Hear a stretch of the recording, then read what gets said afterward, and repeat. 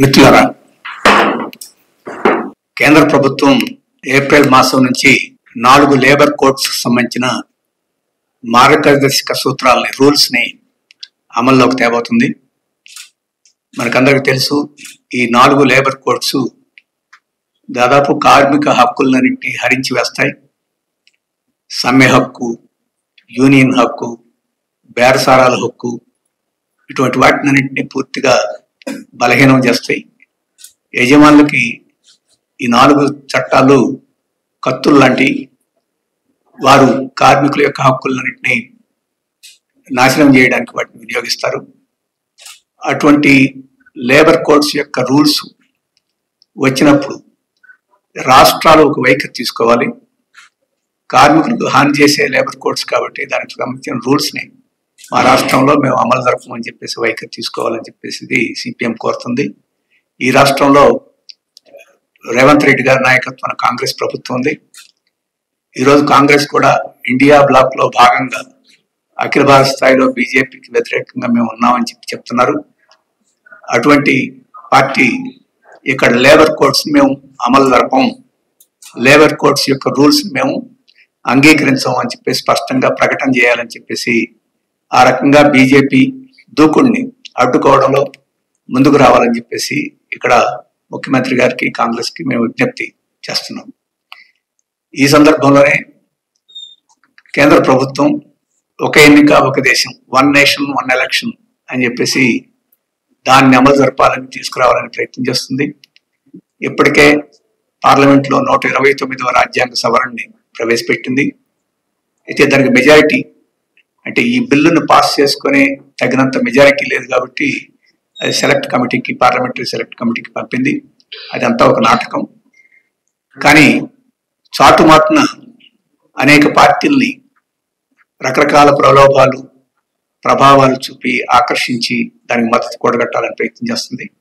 ఇటువంటి నేపథ్యంలో ఇదొక నిరంకుశమైన అంశం. ఇది ఒక దేశం ఒక ఎన్నిక అనే పద్ధతి ఒక కేంద్రీకృత వ్యవస్థని, రాజకీయ వ్యవస్థని సృష్టించుద్ది.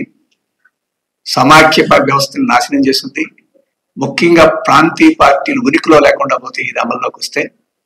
ఇటువంటి నేపథ్యంలో ఇక్కడ టిఆర్ఎస్ దీని మీద స్పష్టమైన వైఖరి తీసుకోవాలని చెప్పేసి, తన భవిష్యత్తు కోసం ఇది అవసరం బీఆర్ఎస్ కి. రెండవది, ఈ దేశంలో ప్రజాస్వామ్యం మనుగడకి అవసరం. ఒక కేంద్రంలో ఒక పార్టీ, ఒక వ్యక్తి మొత్తం సర్వాధికారులన్నింటినీ గుప్పెట్లో పెట్టుకునే ఒక ప్రమాదం ఉంది. దీన్ని ప్రజాస్వామికులు అందరూ అర్థం చేసుకోవాలి. అందుకే ఈ రాష్ట్రంలో ఒక ముఖ్యమైన పార్టీగా ఉన్న కాంగ్రెస్ దీన్ని వ్యతిరేకిస్తుంది. సిపిఎం వామపక్షాలన్నీ వ్యతిరేకిస్తున్నాయి.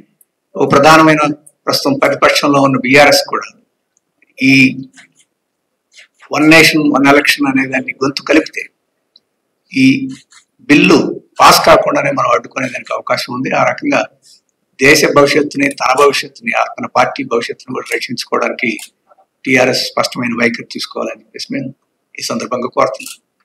మరో ముఖ్యమైన మార్పు,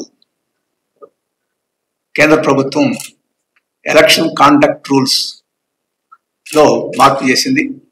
అంటే ఎన్నికల నిర్వహణకు సంబంధించిన మార్గదర్శక సూత్రాల్లో ఈ మార్పు అనేది ఎన్నికలు పారదర్శకంగా జరగకుండా, ఎన్నికల అవకతవకలు ప్రజలకి కనపడకుండా, ఎన్నికల అవకతవకల్ని పబ్లిక్ ఛాలెంజ్ చేయకుండా అడ్డుకునేదానికి ఈ మార్పులు. ఏమిటంటే ఈ మార్పులు, ఎన్నికలు జరిగినప్పుడు బూత్ లో సీసీటీవీ కెమెరాలు చిత్రీకరిస్తాయి. ఇంతకుముందు సీసీటీవీ కెమెరాలు చిత్రీకరించిన వాటిని ఎవరైనా అభ్యర్థన అప్లికేషన్ పెట్టుకుంటే ఇచ్చేవాళ్ళు. ఇప్పుడు అది ఇవ్వక్కర్లేదని చెప్పేసి కేంద్ర ప్రభుత్వం చెప్పింది. అలాగే వెబ్ కాస్టింగ్ లో కూడా ఇవన్నీ రికార్డ్ అవుతాయి. అవి కూడా అడిగినప్పుడు ఇస్తారు, ఇప్పుడు ఇవ్వక్కర్లేదని చెప్తున్నారు.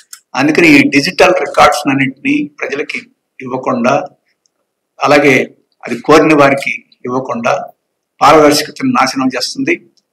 ఇప్పుడు అక్రమాలు జరుగుతున్నాయి అని చెప్పేసి విస్తృతంగా అభ్యంతరాలు వస్తున్న నేపథ్యంలో ఈ చర్య తీసుకోవడం, ఈ అక్రమాలకి బీజేపీ పాల్పడుతుంది, తన ఎన్నికల గెలుపు కోసం ఈ రకమైన చర్యలు తీసుకుంటుందని అనుమానం పెరుగుతుంది.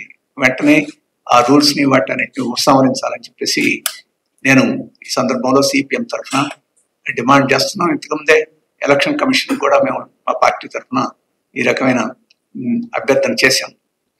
ఇక రాష్ట్రానికి సంబంధించి వీరభద్రం గారు చెప్పారు, నేను దానికి ఒక అంశం జోడిస్తాను. మన తెలంగాణ ఆర్థిక శాఖ మంత్రి బట్టి విక్రమార్క గారు నేను అనుకుంటాను ఎస్సీ ఎస్టీ సబ్ ప్లాన్ ని మేము బడ్జెట్లో అమలు జరపబోతున్నాం, వారికి 10% నిధులు కేటాయిస్తామని చెప్పేసి అదేదో ఘనమైన అంశంలాగా ఆయన చెప్పారు. వాస్తవంగా 10% కేటాయించడం అంటే వారికి హక్కుగా రావాల్సిన కుదించడం. ఎస్సీ ఎస్టీ సబ్ ప్లాన్ అంటే వారి జనాభా ప్రకారం ఆ నిష్పత్తిలో బడ్జెట్లో డబ్బు కేటాయించాలి. ఈరోజు తెలంగాణలో 17.5% మంది దళితులు ఉన్నారు, ఇంకొక 7-8 మధ్య ఈరోజు గిరిజనులు ఉన్నారు. అంతా కలుపుకుంటే ఒక 25% సుమారు రెండు తరగతులు కలిపి ఉన్నాయి. అంటే బడ్జెట్లో 25% ఎస్సీ ఎస్టీ సబ్ ప్లాన్ కి కేటాయించాలి. అది చట్టం, మన చట్టం చెప్తుంది. ఇది ఇప్పుడు బట్టి గారు వచ్చేసి 10% కేటాయిస్తానని చెప్పి అదేదో గొప్ప విషయంగా, వాస్తవంగా అది దళితులకి చాలా తీవ్రమైన అన్యాయం చేసినట్టు అవుద్ది. అందుకని దీని గురించి పునరాలోచన చేయాలి. లేకపోతే ఎస్సీ ఎస్టీలుకి అన్యాయం చేసిన పార్టీగా కాంగ్రెస్ మిగులుద్ది. ఇప్పుడు సామాజిక న్యాయం అని చెప్పేసి కాంగ్రెస్ కేంద్రం నుంచి ఇక్కడ దాకా మాట్లాడుతుంది. ఈ సామాజిక న్యాయం తూట్లు పొడిచినట్టు ఉంది. అందుకని దాని గురించి పునరాలోచన చేయాలి. బడ్జెట్లో ఇద్దరికి కలిపి 25% దాకా కేటాయించాలని చెప్పేసి ఈ సందర్భంగా మేము కోరుతున్నాం. Thank you.